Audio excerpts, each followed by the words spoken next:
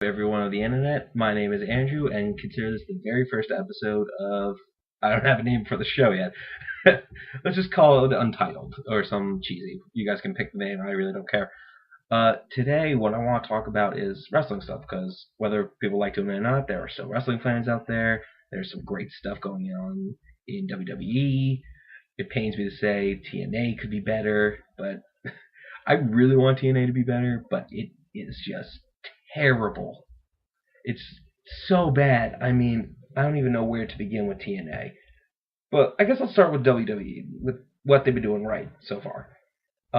What they've been doing right is the stuff with Daniel Bryan. I think that whole thing with his storyline, how he just had the title, and then Randy Orton comes in, cashes in, Triple H pedigrees him. I think that's great for storyline. I think there's people on the internet on both sides of the fence here. Some people saying, "Oh no, it's stupid. How can they do that to Daniel Bryan?" But other people think, "Oh no, but that's so great because now it gives the WWE a new face besides fucking John Cena." And if I have to hear John Cena save the day one more time, I may lose my mind. And people have mixed feelings about the whole Randy Orton thing. Hold on, just gotta fix that. Flask almost fell. Um, People have mixed feelings about it. Like I've been a Randy Orton guy for since he debuted. I think I'm always a fan of quick finishers like Sweet Chin Music, RKO, anything that's really quick that doesn't require a lot of time. Like submissions, I'm a big fan of because they're realistic. Like again, if you're gonna get kicked in the face, you're gonna stay down. If you're just gonna be dropped on your back, you may not stay down that long. And the problem with Randy Orton is, and this is said on a lot of forums and a lot of different websites, he's way too robotic, and in a way, he can't ever really deliver lately. He's very stale when he's talking. He's not great on the mic. He's good in the ring on some days if he's not high or shitting in women's pocketbooks. That's a thing. Look it up. And the thing is, though, Randy Orton to me, though, this is like the best decision they could do because as a face, it's weird. When you have a guy who's called the Apex Predator and also called, the song goes, "I hear voices in my head." That's not a guy you cheer for. I mean, unfortunately, like with John Cena, you cheer for him because he is a good guy. His music is uplifting. He's not known as John Cena, the Terminator. He's Super Cena. Everyone loves him. And in that term, it makes sense. And see, that's the thing. I'm a fan of things that make sense. Like Randy Orton as a heel made sense. He's the Apex Predator. He's a villain. Kane as a face never made sense to me. He's known as the devil's favorite demon. It's stuff like that. Like some people are born to play villains, others people are born to play the hero. John Cena as a heel though, that would be weird to say. Like him playing as a heel, that wouldn't make any sense.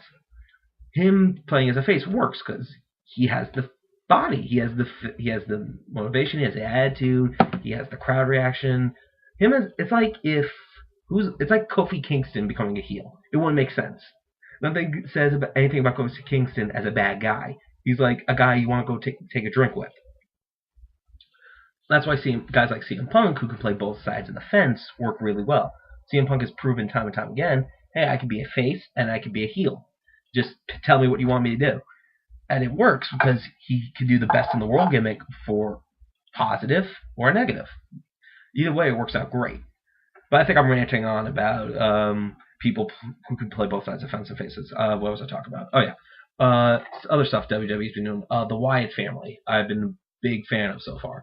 I'm going to be the first one to admit, I've not watched any NXT lately because I don't have time.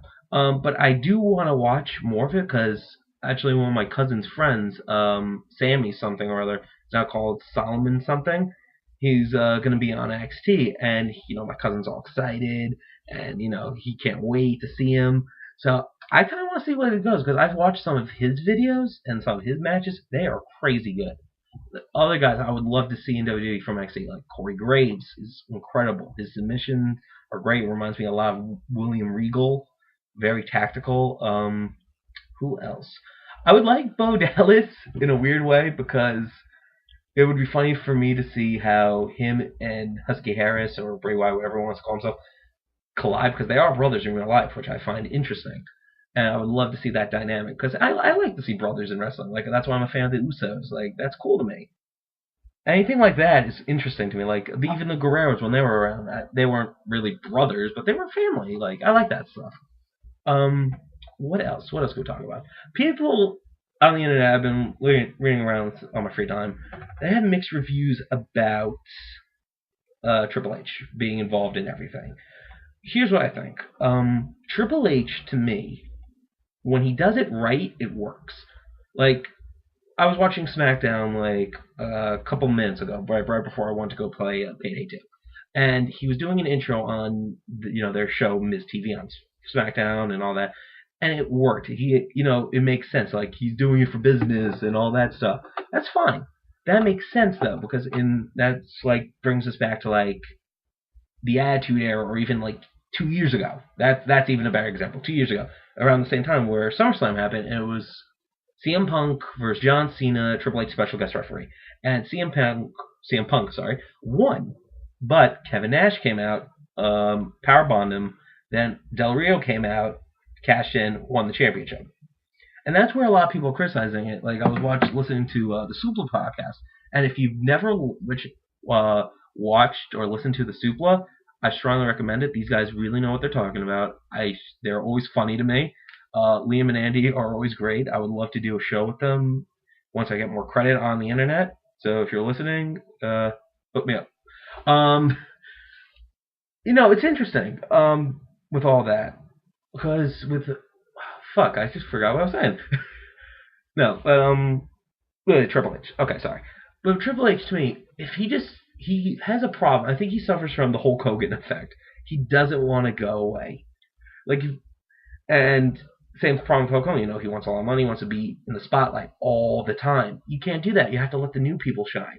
You have to let Daniel Bryan shine. You have to let the Shield shine.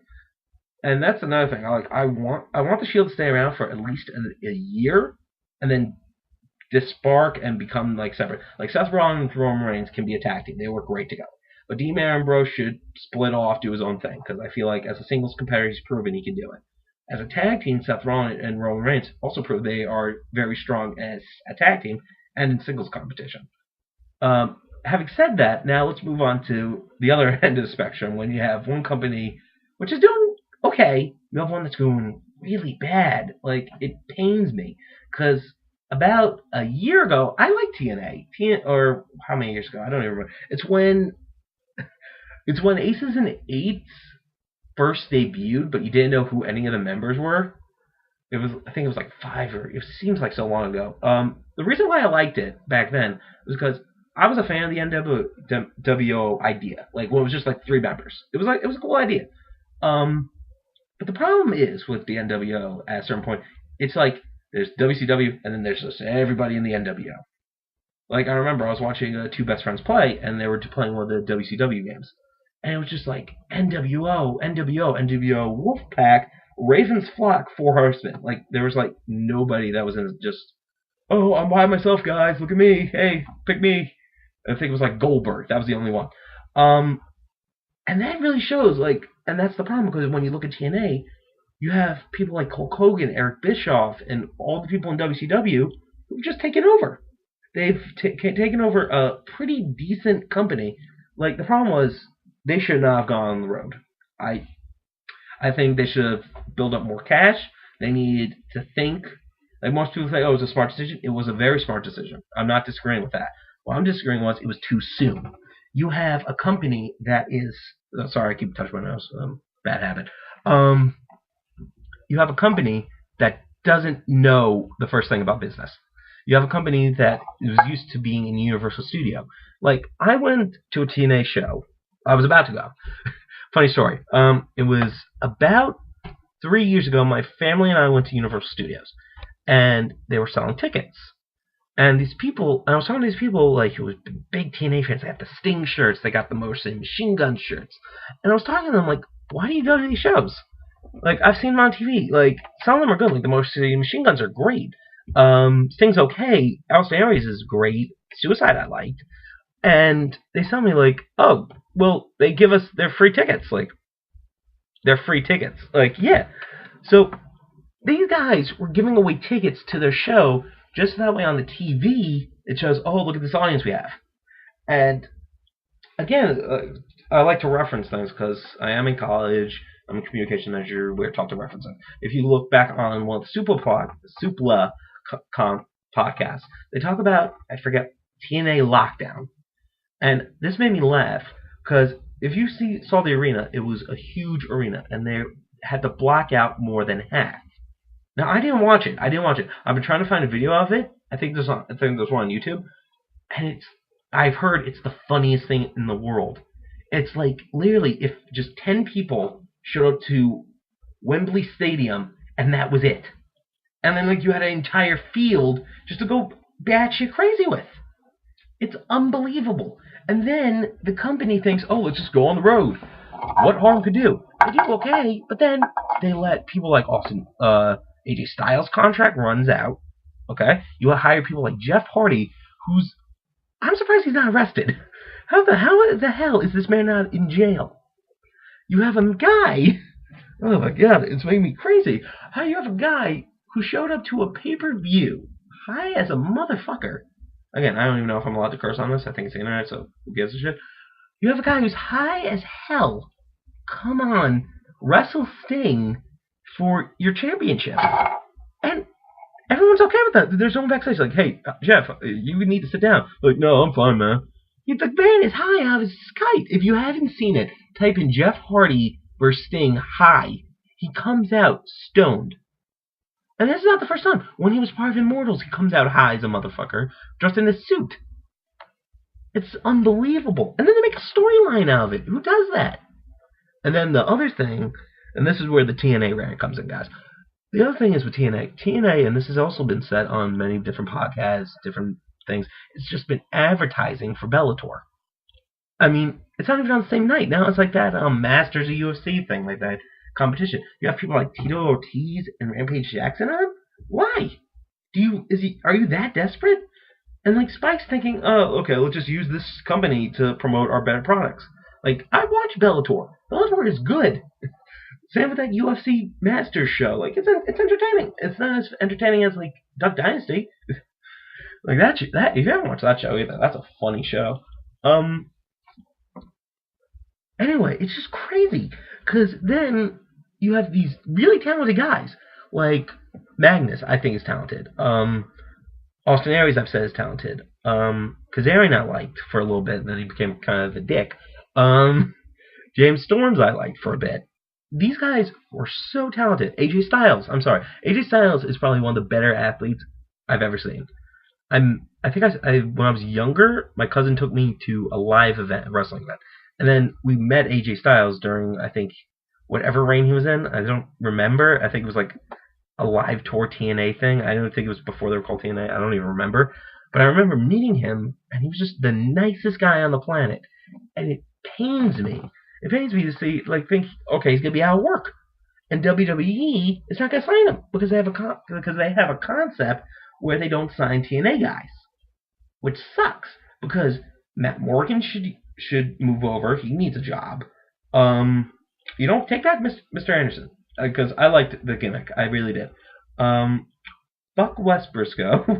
Maybe if he gets a haircut, I don't know. Take back Kurt Angle. For the love of God, guys, help the man out. If you don't know, he's had a DUI. He's in rehab. The poor guy. There's something about that company that just ruins people. Jeff Hardy was messed up to begin with, but he is worse now than he ever was. It's unbelievable how bad he is. And like they say, oh, he's clean now, but what's going to happen? And then, let's not forget this big thing. If you guys don't know anything about this, look this up. This is probably the most painful thing to me, in my opinion. Jesse Sorensen, he was a wrestler in TNA. Great guy, which I've heard. I've never met him. I don't know anything about him until a year ago. And I was watching his matches on YouTube and all that stuff. And it was the same night TNA was on. I was like, okay, I'll watch it. He has his injury. Oh my god. The man is paralyzed now. Okay? If that's not bad enough, TNA offers him a job. Okay? They offer him a job like, listen, once you come back, you'll have a job. It may not be in wrestling, but you'll have a job to support your family. And that. They fire him. Okay, let's just think about that for a second. They fire a paralyzed man for doing his job because some asshole injured him. How's that fair? And now his mom or his family is bankrupt, and they have no money. How is that fair to the guy? The man lost everything. I think recently now, I think he's won the lawsuit, so thank God. But it's like, it's crazy to me. It literally is nuts how this could happen in this day and age. It really does. Oh, man. Let me think. Again, I apologize. I know this is really informal, but it's the very first episode of my untitled show. Again, you guys can call it whatever you want. And once I upload this, you can just make a list of comments, and I'll even start calling it whatever show you guys want. Because I'm not that creative, but I do like to rant and express my opinion. So I'll talk to you next time.